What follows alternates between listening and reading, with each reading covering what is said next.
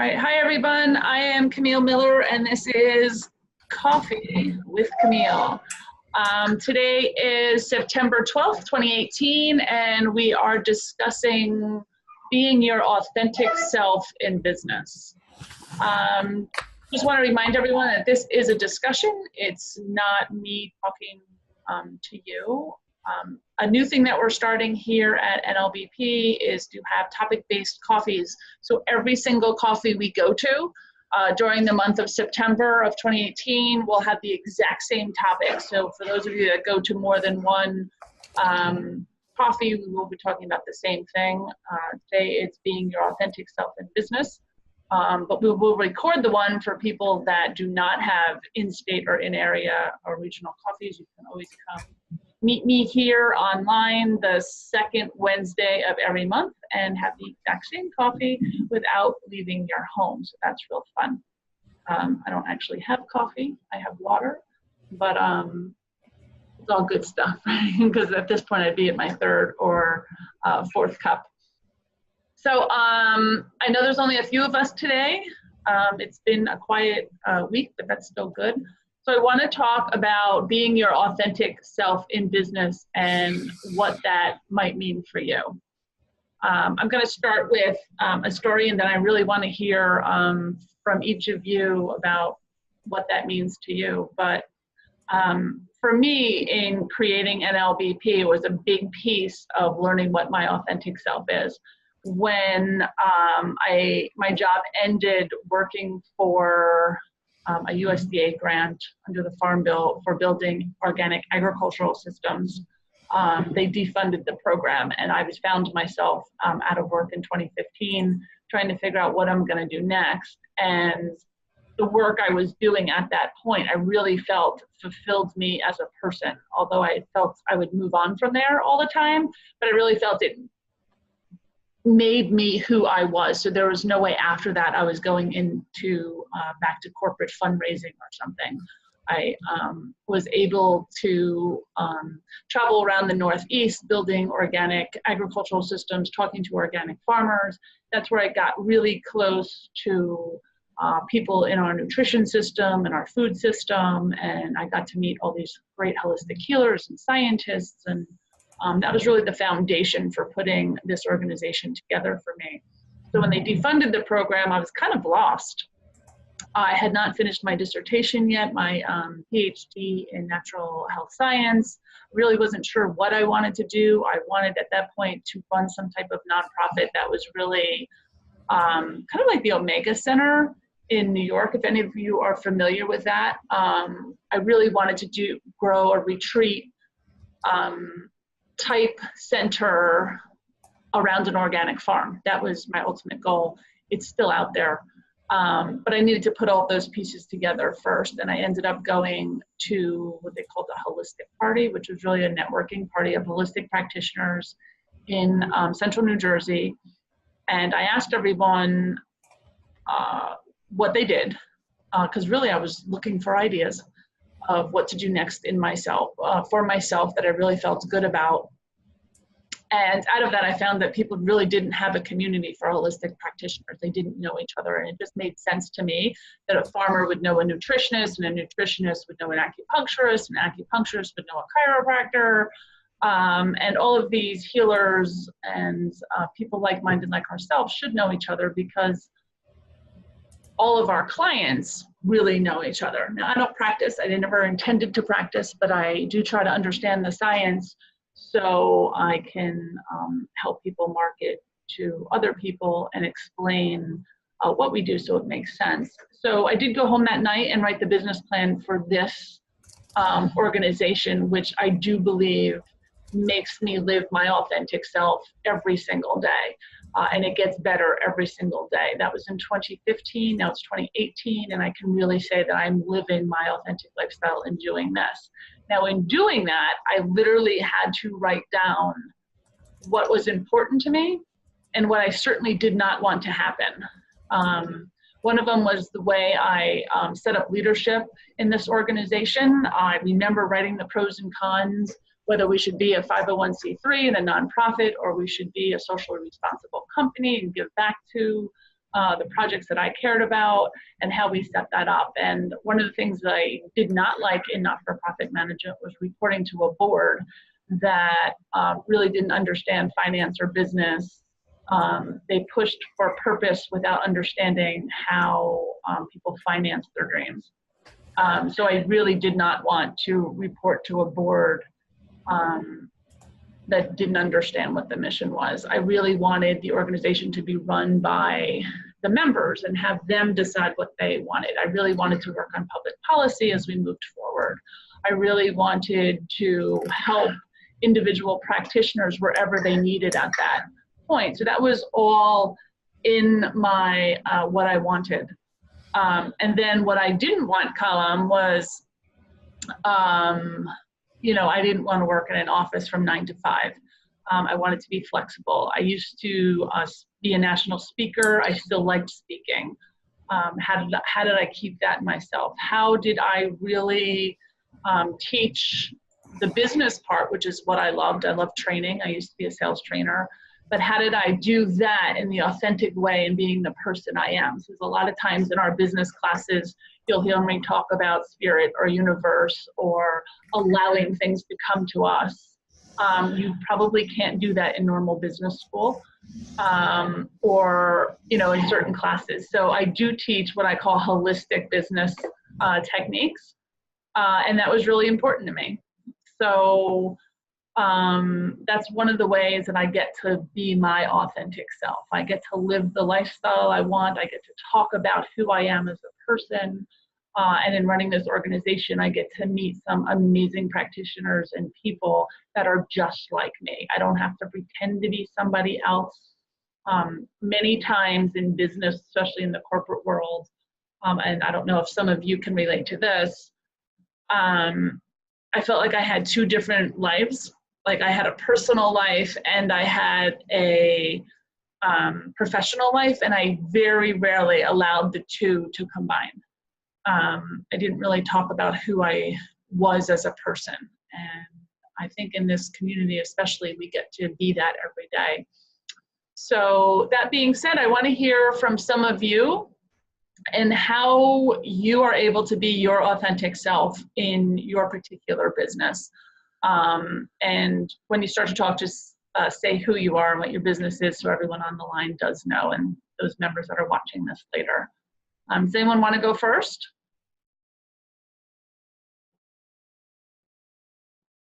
I can just call on you, right? So.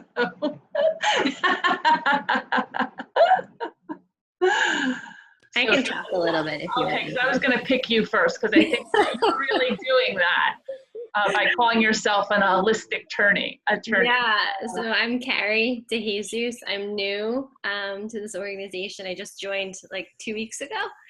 I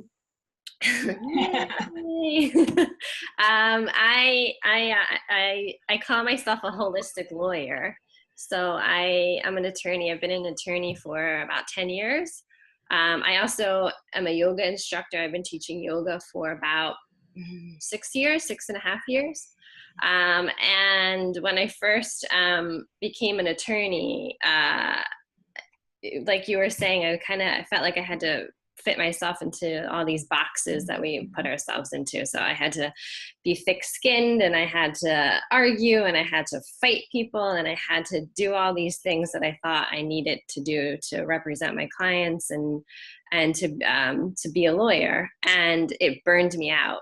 And I wound up having to take a couple of years off of practicing law because I made myself sick, like physically, mentally, emotionally sick. And all the holistic practitioners I went to really helped heal me and bring me back. And so I recently returned to practicing law, probably, it's been about 1.5 years, 2 years. I worked with my dad prior to leaving, and I went back with him for a little bit. And then I decided this year to open up my own office, and working on combining I guess the contemplative practices is what I would say. And in the yoga world, the meditation, the mindfulness, and bringing that into practicing law. And the way I remain authentic is, I chose certain specialties. It's mainly things that keep me out of court and away from litigation, because I found that really impacted my well-being. So I mainly do like estate planning and small business support and contracts and things like that, which allows me to counsel my clients and help them build something, but also allows me to remain authentic to what I need to survive in this profession. And I also continue to practice and teach yoga. And I find that that balances out my right brain, left brain, creativity versus extreme reasonableness, if that's a word. And also I've just been, I just had to get brave, and I really identify with having two selves, right? I just had to get brave and start talking to lawyers about the fact that I meditate or that I do these practices to help support me. So it's the more I tell, I'm like kind of like came out of the spiritual closet with people. I find that people, a lot of attorneys are really drawn to that. So I actually work with some attorneys teaching yoga and meditation and things like that. So yeah, I just had to realize what worked for me and what didn't, and then be brave enough to allow myself all of those things so that I could operate in the way I need to operate. So you're on mute. Sorry. And how do you feel after a year and a half that's working for you or your clients? Are you attracting the clients that are also holistic and spiritual and to exactly who you are? Yeah, most of my clients I get through the yoga community. I would say the majority of them, or this kind of spiritual groups that I practice in. And so I've found that, it's been interesting that a lot of people have like almost like trauma around dealing with lawyers, right? Where they've had past experiences, like whether it's a divorce or a traffic ticket or, buying or selling a house, where like they've just been kind of mistreated and by attorneys. I think lawyers are crazy busy and they see what needs to be done and they do it, but they kind of lose the humanity sometimes in dealing with clients and each other. And so that's been interesting too, where they're like, well, I kind of like you, but you're a lawyer, so I don't know how to feel. So yeah. So thanks for sharing that. Yeah. All right, who would like to go next? Hi, Paul. Hi, nice to meet you, Carrie. I kind of went, wait a second, what? When you said an attorney and a yoga instructor, I like words I don't think I have ever heard somebody say together. So congratulations. I think it's great that you're doing that. And the idea that you chose areas of law to keep you away from that drama and that stress is pretty cool. Thank you. Nice to meet you. Nice to meet you too. So my name is Paul Taubman. My company is called Digital Maestro. Are we supposed to talk about that now? Introduce ourselves? You're on mute. Oh, sorry. Introduce yourselves just so everyone knows when you talk about your business. So it's kind of a part of what we're going to do today. Go ahead. My name is Paul Taubman. My company is Digital Maestro. We're a website agency that helps small business and a lot of holistic practitioners with their website and their online presence. So everything that has to do with being online, your website, building a list, marketing, visibility, etc. And I come from the corporate world, 27 years in IT departments of various insurance companies where, insurance is, I don't think it's as bad as maybe litigation, but people there get pretty stressed and all. And I think that my personality has always been authentic, and I'm always looking for fun, and I'm always looking to enjoy what I'm doing. And with that said, I remember there was one time when I first entered the corporate world right out of college, I was in a training program where, even though I was an IT person, technical, they put me through claims training. So I literally started in the mailroom, opening mail, looking at how it comes in, and working my way up through the process to ultimately adjudicating claims, dealing with attorneys, and doing everything a full-fledged claims adjuster was doing. So when I started, it was myself and another trainee. We were in the mailroom, opening the mail, going through stuff. We were laughing. We were having a good time. The mailroom was kind of in this smaller office, which was all the way over to the side. And I remember our boss came in one day, he says, "Look, guys, you're having too much fun." I was like, yeah, I'm enjoying this. This is good, right? I didn't realize I'm being, scolded or being told, "Hey, don't do this." It's like, "You guys are having a lot of fun." You go, "Yeah, this is enjoyable. I'm learning all these new things." And, this letter came in. It was kind of fascinating. He goes, "I'm glad you're having your time, but you're annoying some people." I'm like, "Are we too loud?" They go, "No, but when they walk by, they think you're like having a party or something." I'm like, "I'm just enjoying myself." So it was kind of this weird, odd, trying to smush us into this box of be serious. You can't have fun at work, right? So that was, I think, the first indication was like, "Oh, this is different." So at that point in the corporate world, I kind of squelched it down a little bit. And once I started on my own, it was obviously it's a lot easier for me to be my authentic self and work with people, and they kind of know what they're getting most of the time.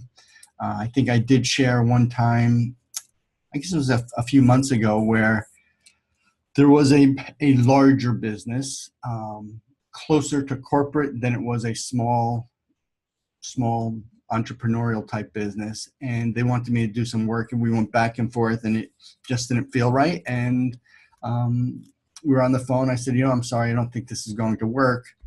I don't think it's a good fit." And when they asked why, I said, "Well, this kind of work doesn't make my heart sing." And that phrase just kind of came out, and that was certainly authentic. And they're like, "Wait, what did you just say? You don't want to work with us, but your sing heart? What?" I was like, and at that point I go, it was kind of a light bulb going, yeah. And the fact that you don't understand that clearly means we're not a good fit. So. That's a great story too. That's exactly it. I think it's that aha moment of, wait, this feels good and this doesn't feel good. Mm-hmm. This phase learning now where I'm taught like the two ends of the sticks from Esther Hicks. Like it's either like you do things out of love or fear.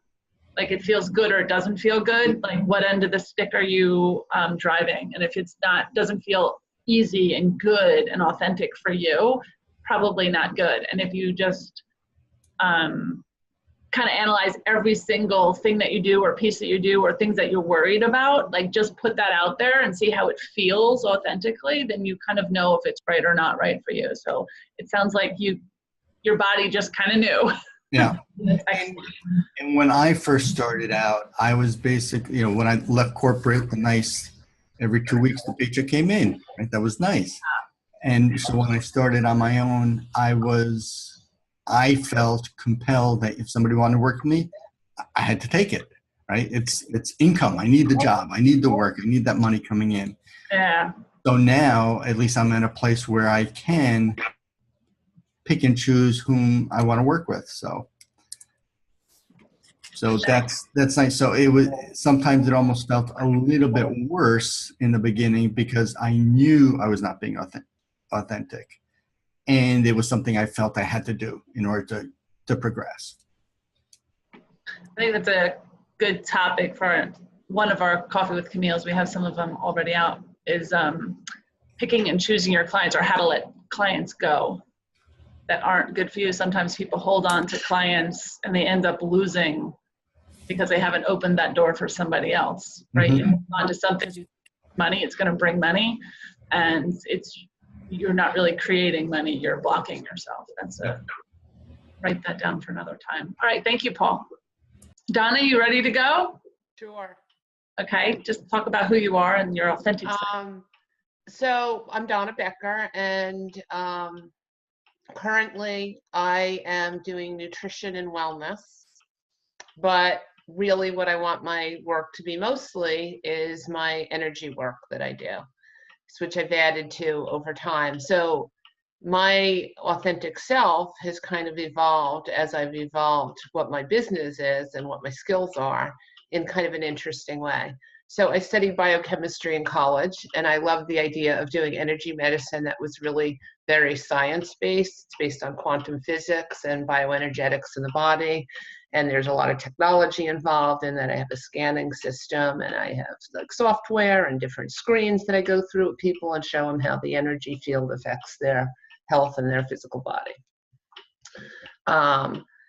So I wanted to focus on that because I thought that the potential was there to reach more people that don't feel as comfortable with, I don't like that expression, woo-woo, because it doesn't sound very positive, but was a way to get an energy type of benefit to a population. And I also felt like the ideal client for me is either the holistically minded person or people that are desperate and now they're more open-minded.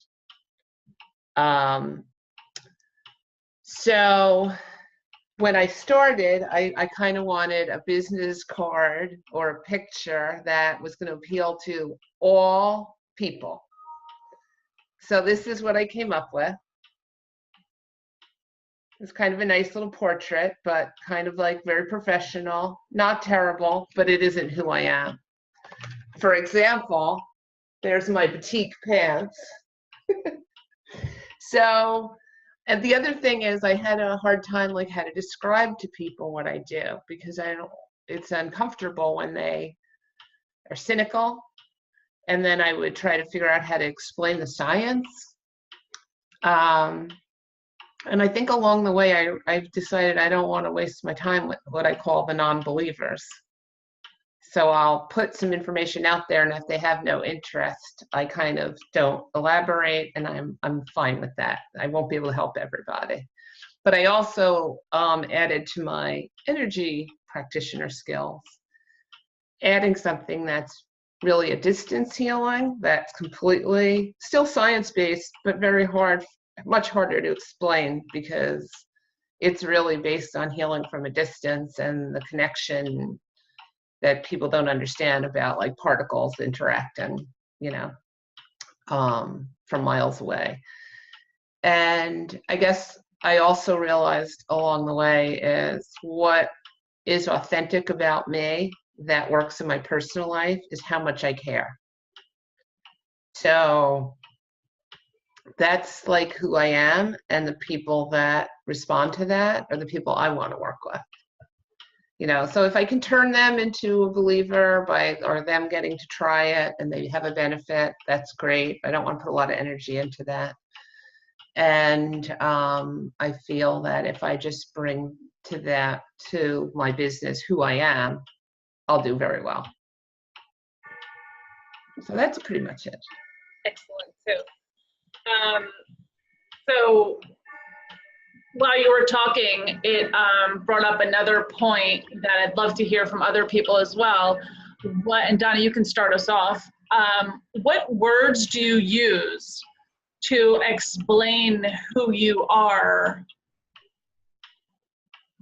Not only to non-believers, but say you went to a professional group or you were networking in, you know, like a BNI or a Chamber of Commerce or some other area where it's not, you know, it doesn't have the synergy we have. It's not like-minded. What words do you use to explain the woohoo? I've heard both. So kind of depending, and I'm realizing it's very regional too. If people use the word woohoo to explain who they are or not. with this particular group, the three of you that are speaking today, most of you came from, actually all of you, including myself, we all came from a corporate life, so we kind of stepped over those barriers.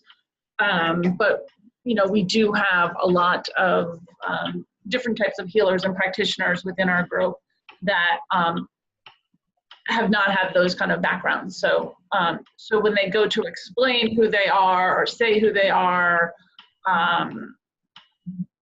they're met with kind of that, you're a little too woo-hoo for me, or crazy. So what type of words do you use to explain who you are? And I even have difficulty with this exact same thing when I kind of explain who the organization is, or people say, what are you doing now? You know, people that I've known back from a different life that I've had, and I've had a couple different lives as I've gotten older and different backgrounds. So people are like, oh, what are you doing now? Especially because I was a real estate investor for probably about 12 years of my life, and I owned an investment company that did that. So when I come across those people, they're like, what do you do now? And it's like, well, I run this holistic membership organization. People are like, ooh, that's interesting. So one of the things I have learned is, you know, don't try to convince anyone, just stop. You know, just kind of, you're not my people, you're not my tribe. And the interesting thing is I start to see, I have teenagers now, my first just went off to college. And she was talking, we're talking about finding friends and your you know, your friend group. What are you doing? Are you doing at this? And she's like, you know what, my tribe will find me. She's like, you know, we'll find each other, and that's the way it works. And it was kind of interesting to see that she knows if you kind of just allow it to come, your tribe will follow. Mm-hmm. So the words is where this all started. Was I started to use the word holistic. I know I used the word natural very purposely when I chose it for this group. And I can talk about the different business practices we share. Like most of us are introverted, and I can talk along those lines, and I kind of keep it very lighthearted. But, for Donna, especially for what you do, is so different from what you used to do. So when you come across someone, you know, from 20 years ago or your old life, how do you explain what you do? What are the words that you use? Well, okay, so first I just want to say I almost don't deal with anyone who isn't in my tribe. Okay. I have aligned my life that way. That's excellent. Even when my kids were little, I did 4-H. I joined a Unitarian Universalist church. I didn't connect well with the people that I knew through my kids' school or scouting. Okay. But like now that they're not in school, I don't deal with those people. And I did run into one once at a restaurant. It was a very awkward conversation. It was actually, we don't have the time for that, but some other time. But I basically, if I don't, unless I'm asked what I do, I don't even bother. But if they're talking about a health condition, I might say, have you ever tried holistic? And, you know, then they would, it's kind of like they would say no. And I'd say, it's too bad because what you're doing doesn't seem to be working well for you. And the difference is that holistic approaches are about getting to the heart of what's going on, as opposed to, you know, adding more medications. And then I might elaborate if they were interested. So you want to know how I would explain it? Just words. I mean, actually what you just said was actually a really good line. Like, you know, have you tried this approach? Because what you're using doesn't sound like it's working. Right. And then I might give my business part and ask them to read a little bit about it if they want, you know, or that I'd be happy to meet and share more, and they can ask questions.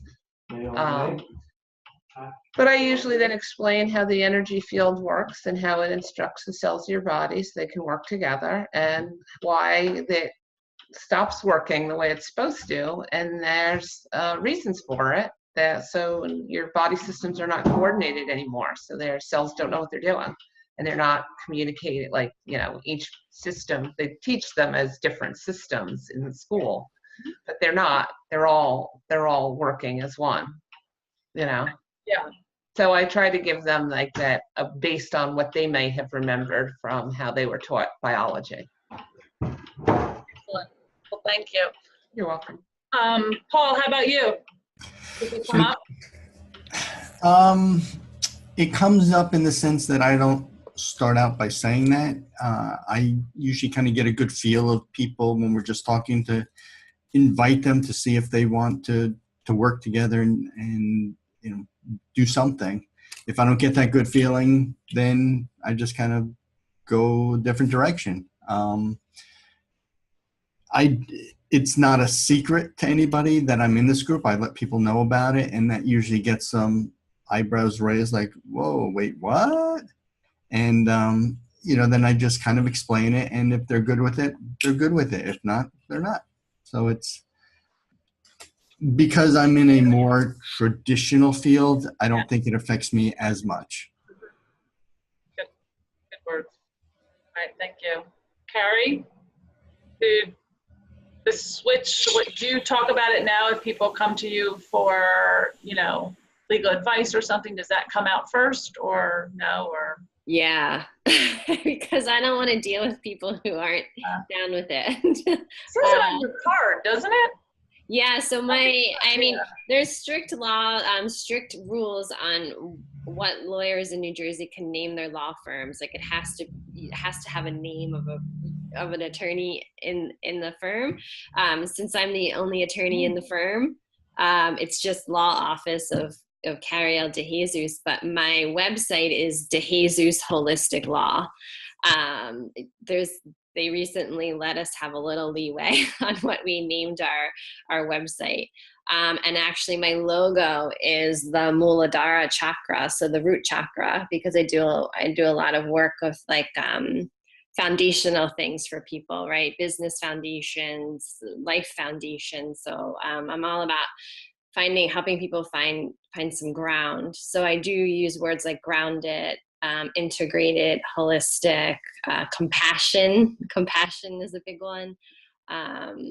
And this idea of like co-creating solutions to their legal problems, so that and I use the term counselor at law rather than attorney at law. So all of that is deliberate. Those are some great words too. Yeah. Nice. So you're feeling that you actually attract the client that understands that. Do you ever turn down people and just say you don't think you're a good match? I'm thinking of one client right now where I wish I did. I think that in the work that I do, it's important to identify right away what areas of law that you practice, because there's so many. So I think that weeds people out. And I don't think I've ever turned anybody down, because I think I'm just not attracting those people.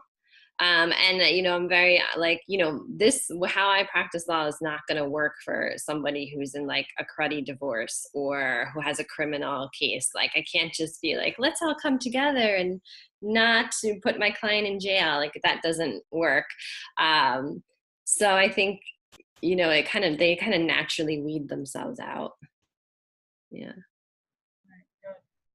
But yeah, I do have, I was listening to Paul talking about how he just takes cases, and I was like, yeah, that's, I'm just thinking about one in particular that's just, oh, yeah. But. So for the record, I'm not 100% right all the time. And I got some of those comments where I go, oh, let's just finish up. Like, this is very draining. I'm getting yelled at by judges, and I don't really like that. Yeah, so. Good information. All right. Anything else that anyone wants to add about being your authentic self, or allowing that to happen? Thoughts that came up during the conversations? I've taken a few notes. I think for me, what comes up because I just kind of struck out on my own this year, I still, like, I feel like every day I have to remind myself that, like, that I'm not crazy, that, like, this is, like, something, like, that I feel drawn to bring into the world, and that it'll resonate with the right people, and, you know, it's not a big fat failure. Like, I think like, it's a constant, affirmation for myself that I'm building something that matters to me.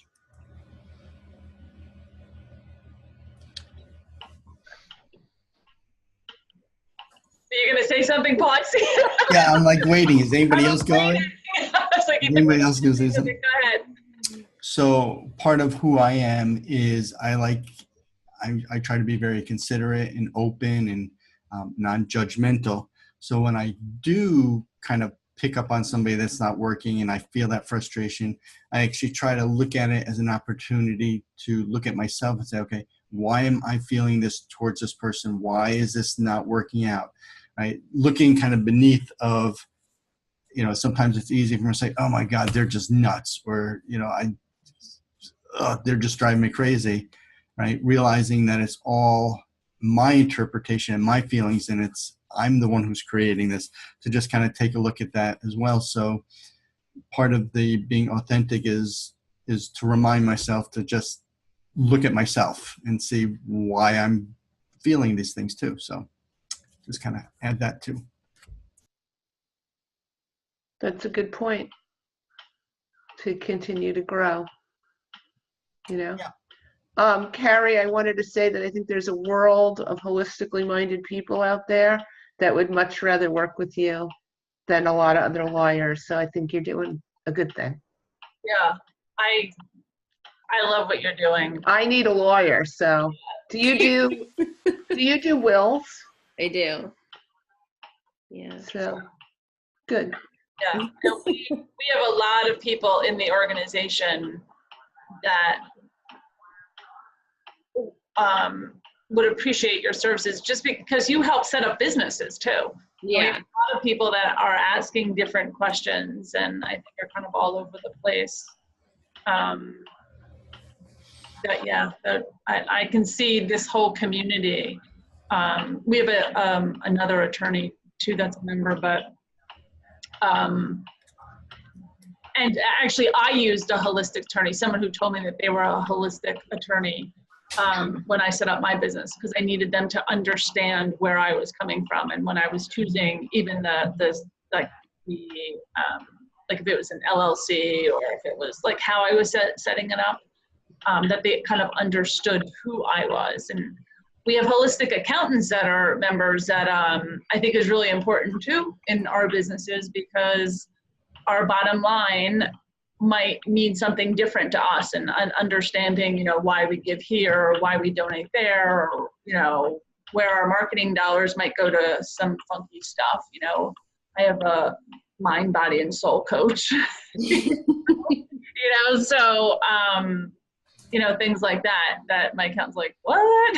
I was like, it's really important. Like, I have to, you know, stay very grounded where I am when I'm, you know, teaching other people like me. My energy will go there.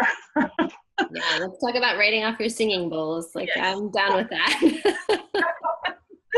Yeah, so I think it's important that we have all these different business people, and as we as a community come together, that we have these holistic business-minded people among us. And Paul too, when you design websites for holistic healers, it's different the way we attract people than some other businesses. And just kind of knowing that, I think is a really, really important piece that that allows the holistic practitioner to talk to, you know, someone they need in their business to grow. So I'm very appreciative of what you guys do, and that there's business people that walk amongst us. And when I started the organization, I kind of didn't see that happening, and I think it's so beneficial that that's what the organization itself has created, and I'm grateful for that. So that's really great. All right, well, it is almost an hour we're coming on now. This was a really great call, and I appreciate you guys jumping on. Is there anything anyone wants to say before we end the call? All right.